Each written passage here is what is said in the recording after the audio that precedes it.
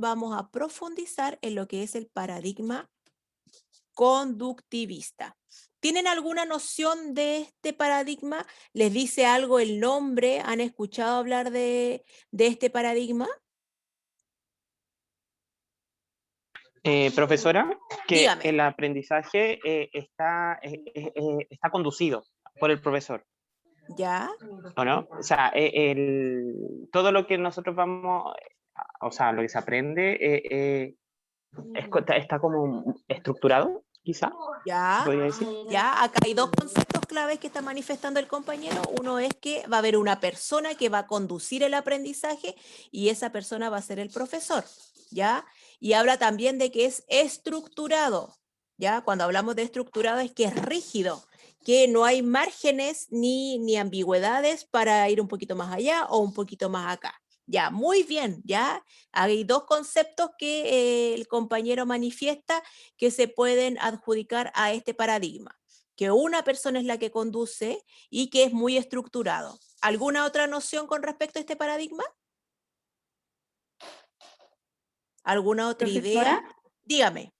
este paradigma no tenía que ver con el estímulo-respuesta, con condicionar a los Ya, estudiantes. muy bien. Aquí hablan estímulo y respuesta. Muy bien. Habla de condicionamiento. Muy bien, Sofía. ¿Ya? Vamos avanzando. Sí, también esa es otra característica que tiene este paradigma. ¿Ya? Conozcámoslo entonces. El conductismo. La primera persona en hablar de conductismo fue Watson, ¿ya?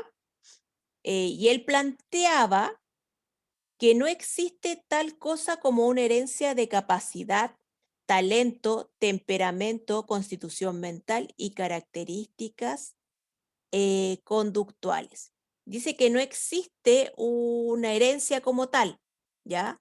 Dice que solamente las conductas van a permitir el aprendizaje en los estudiantes, ¿ya?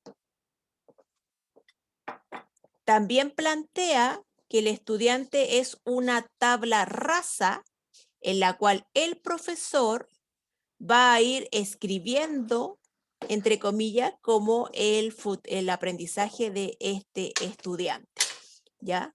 ¿Qué opinan ustedes que manifieste este autor que el niño es una tabla rasa? ¿O es como una hoja en blanco en la que el único escritor va a ser el profesor?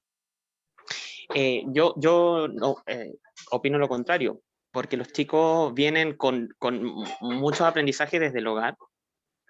Entonces, creo que el hogar es como la primera escuela para los niños. Y de ahí el Ya, profe moldea. muy bien, Yo Ángel. también opino lo mismo, profesora. Creo que su tiempo a lo mejor podría haber pasado, pero en este tiempo que los niños ya están más actualizados, que tienen más tecnología, los niños ya tienen su propia identidad. Entonces es difícil que podamos el 100% tener como autoridad sobre esos niños o el aprendizaje. Es como mixto, Claro. tanto de nosotros como profesores como del alumno. Muy bien.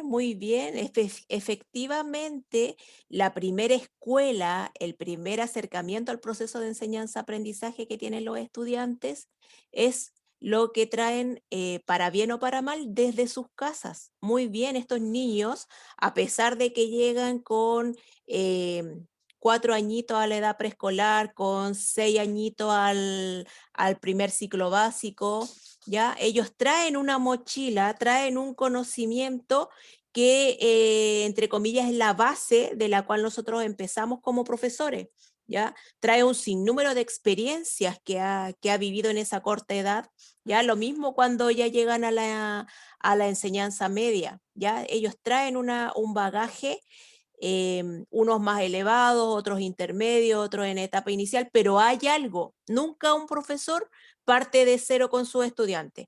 Por esa misma razón existen las evaluaciones diagnósticas, ¿ya? Para tener un antecedente o un piso desde donde podemos partir. ¿Y qué es lo que tenemos? ¿Cuál es la materia prima que tenemos nosotros como profesores para poder partir? ¿Ya? Veamos qué más dice este autor. ¿Ya? Este autor también señala que los estudiantes no tienen tendencias innatas. ¿Ya?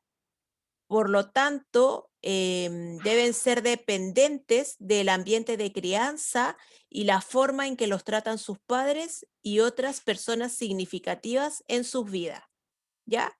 Quizá acá tiene un poquito de razón este autor, ¿ya? Que los estudiantes, los primeros moldes o los primeros modelos que van a traer son aquellos que se han dado dentro del contexto familiar, ¿ya?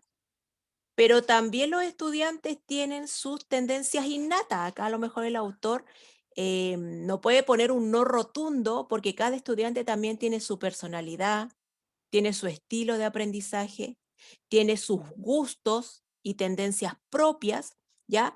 El círculo familiar influye en este estudiante, ¿ya? Pero no lo es el todo también, porque cada persona tiene sus propias características, sus propias personalidades, ¿no es cierto? Sus propios gustos, ¿ya? Entonces nosotros también tenemos que considerar eso. Se ve al alumno como un sujeto cuyo desempeño y aprendizaje escolar puede ser establecido desde el exterior, ¿ya? Basta con programar adecuadamente los insumos educativos para que se logre el aprendizaje de conducta académica deseable, ¿ya? Basta solamente con programar los productos que yo voy a utilizar en mi clase. Solamente con que yo diseñe mi guía o diseñe el PPT que estoy elaborando, mi estudiante va a aprender sí o sí y va a lograr los estándares académicos deseados por ese establecimiento educacional. No, ¿Ya, Valentina? No, profesora. Cuéntanos. Porque ya lo vimos anteriormente. ¿Cuántos factores son los que influyen en el proceso de enseñanza-aprendizaje del estudiante? ¿Es uno o son varios? son varios profesoras.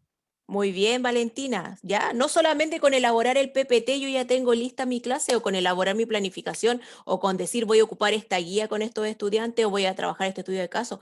Tengo que considerar muchas variables que ustedes también van a tener que considerar al momento de planificar o al momento de hacer sus prácticas o cuando estén en el ejercicio de la profesión docente. Recuerden, contexto, factores biológicos, factores afectivos, factores sociales, factores culturales, factores cognitivos, ¿ya? Yo solamente tengo que, no solamente voy a elaborar el material concreto con el que voy a trabajar biología, con el que voy a trabajar lenguaje, con el que voy a trabajar historia, con el que voy a trabajar las artes, ¿ya? Tengo que considerar con el que voy a trabajar inglés, tengo que considerar un abanico, un escenario muy amplio para la toma de decisiones, ¿ya? Pero desde el conductivismo planteaban eso, que el estudiante era una tabla rasa, donde quien iba escribiendo esta historia del estudiante era el profesor, ¿ya? Que el niño no tenía tendencias innatas, que era una mera, entre comillas, repetición del contexto familiar de donde él venía, ¿ya? Y decían que con solamente yo diseñar el material con el que iba a trabajar mi estudiante, iba a lograr que éste tuviera un desarrollo académico exitoso, ¿ya? ¿Y cuáles son los orígenes de este paradigma conductista? ¿Ya? Podemos señalar que se remontan, como dije anteriormente, que el fundador de esta teoría o de este paradigma es el señor Watson, ¿ya? Surge principalmente desde la psicología, porque este caballero era un psicólogo, ¿ya? Que fue adaptando la teoría de la psicología, la fue adaptando y encajando y haciéndola utilizable para terminologías educacionales, ¿ya? Y es la primera teoría que empieza a hablar o a interesarse sobre lo que es el aprendizaje humano, ¿ya? Independiente si estamos de acuerdo o no con esta teoría, pero es la primera que empieza a hablar de cómo aprenden los seres humanos. Los primeros pasos en empezar a hablar del aprendizaje, y sus ideas fuerza, como ya pudimos ver, como también mencionó una compañera hace un momento atrás, dice que para esta teoría, desde el conductismo, el aprendizaje tiene que ser observable y medible. Si yo veo, el estudiante aprendió. Si yo soy capaz de medirlo y cuantificarlo de 1 a 7, estoy hablando de aprendizaje. Y también se da muy fuerte la relación estímulo y respuesta, que en muchos momentos se transformó en castigo y premio, ¿ya? O sanción y respuesta positiva, ¿ya? Esas son algunas de las ideas que rodean a este paradigma. El aprendizaje únicamente ocurre cuando se observa en el cambio del comportamiento. Si no hay un cambio en el comportamiento, dicen que no hay aprendizaje.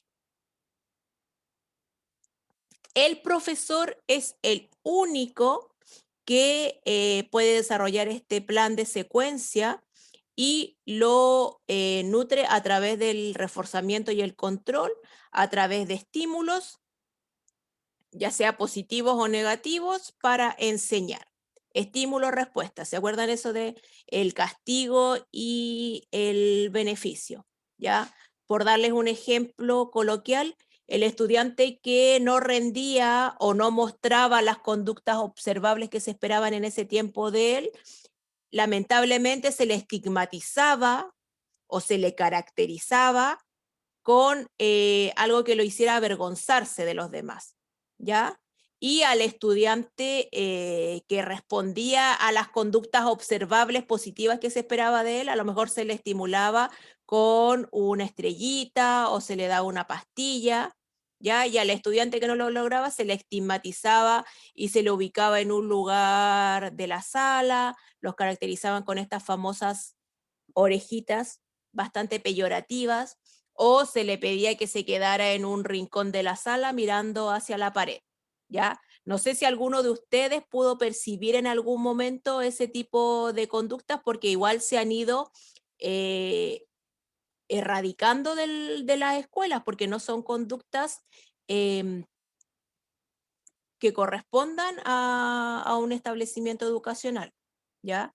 No sé si alguno de ustedes, dependiendo de los grupos etarios, fueron capaces de percibir alguna de estas acciones, ¿ya? Como yo soy un poquito más, Yo, más profesora, antigua, cuénteme. Cuando iba en cuarto básico tenía una profesora que era, aparte de ella ser de mayoría de edad, era súper estricta. Y a mis compañeros los ponía mirando a la pared o les ponía la oreja de burro y en un rincón en la pared. Claro, pasaban esas cosas, ¿no es cierto? Y hoy por hoy se podría hacer eso, ¿les parece positivo hacer eso? Para nada. O sea, No, pues, quizá el refuerzo positivo, pero eliminar completamente esta cosa del refuerzo negativo, Claro, el por supuesto. estigmatizar. Ujú. Creo le que hoy en baja la día autoestima, hay profesora. como una mezcla, profesora. Como que se Mm. han sacado quizás las cosas buenas de estos paradigmas o de estos estilos que hay.